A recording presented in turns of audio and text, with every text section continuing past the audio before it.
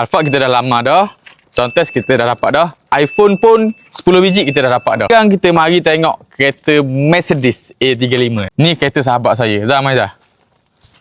Ni owner dia. Siapa dapat kereta ni memang jackpot lah. Tak sayang ke kereta mu tu? Sayang, sejujurnya sayang, tapi jangan pakai. Jadi kebetulan tengok Adi ni dia nak buat CB tau. Jadi apa salahnya saya tawarkan dekat dia. Jadi hari ni dia datang nak tengok dulu kereta saya. Jadi dia tengok dulu, kalau puas hati ambil bawa balik. Daripada saya beli kereta baru, lebih baik saya tolong sahabat saya. Jadi siapa yang dapat kereta dia ni memang jackpot lah. Dulu saya beli kereta dia sama dengan kereta saya. Mari kita tengok dulu kereta dia.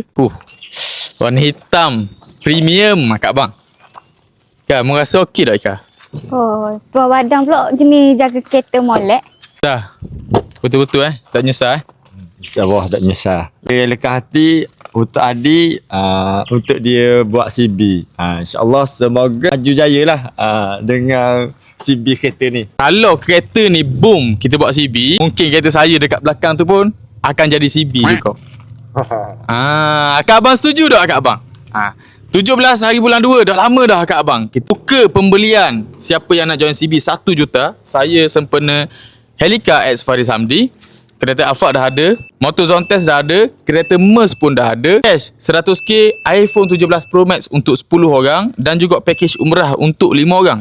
Kita buka pembelian 17 hari bulan 2, hanya pembelian di Buaya sahaja, bukan di Beg Kuning. Siapa yang beli dekat Beg Kuning sangat-sangat rugilah. Siapa yang tengok video ni, kalau video ni lalu dekat Akak Abang tarikh 17 hari bulan 2 ke atas, bermakna Akak Abang dah boleh start beli hari ini. Jadi siapa yang tengok video ni mungkin salah satu ada rezeki Akak Abang. Assalamualaikum.